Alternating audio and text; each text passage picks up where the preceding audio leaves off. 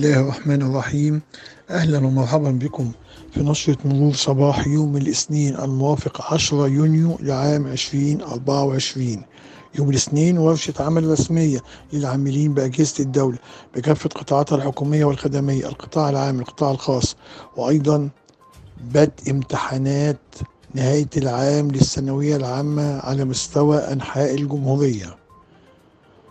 لذلك استعدت الإدارة العامة للمرور بالتنسيق مع إدارات المرور بمحافظات القاهرة الكبرى، وذلك لملاحظة الحالة المرورية مع بدء امتحانات نهاية العام الدراسي 2023-24 لشهادة الثانوية العامة في أنحاء الجمهورية.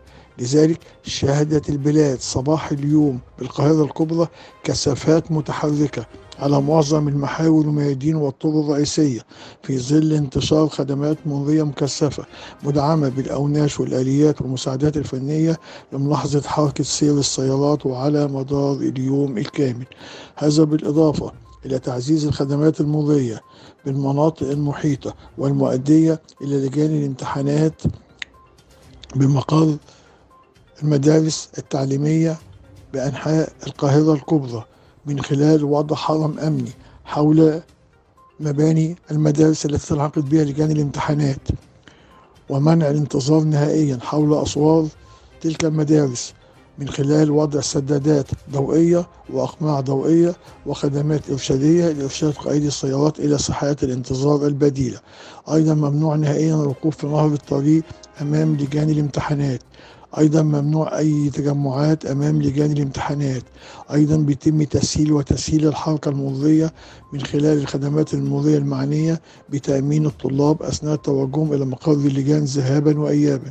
سيارات دورية أمنية مرورية وسيارات نجدة للمرور بالمناطق المحيطة وحول أسوار المدارس التي تتعاقد بها لجان الامتحانات للتأكد من انتظام الحركة المرورية، وأيضا عدم الإخلال بالنظام والأمن العام والتعامل مع أي عوائق قد تؤثر على الطلاب أثناء أداء الامتحانات مثل استخدام آلات التنبيه دون مبرر.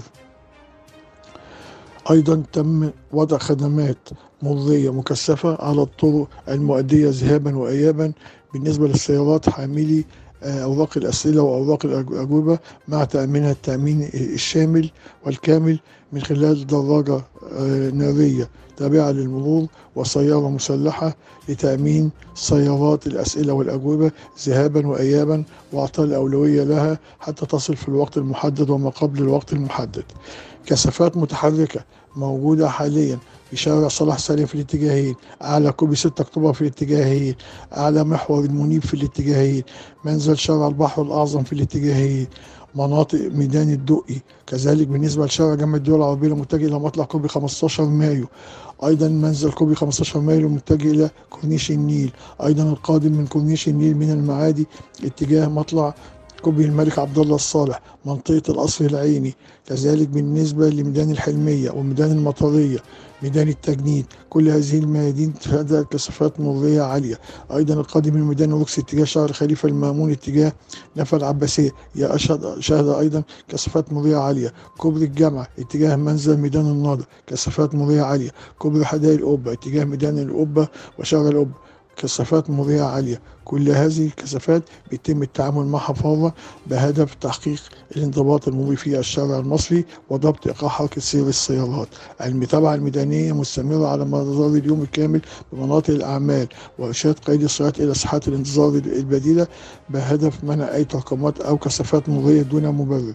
غرف العمليات بالتنسيق مع الخدمات الميدانية في الشارع المصري بيتم المتابعة أولا بأول للتعامل مع أي عوائق مرورية مثل أعطال مرورية أو لا قدر الله حوادث مرورية، مع إرشاد قائدي السيارات إلى الطرق والمحاور البديلة، إرشاد قائدي السيارات الطلاب أثناء توجههم إلى لجان الامتحانات بأقصر الطرق حتى يتم توفير المسافة والزمن للوصول في الوقت المحدد وما قبل الوقت المحدد.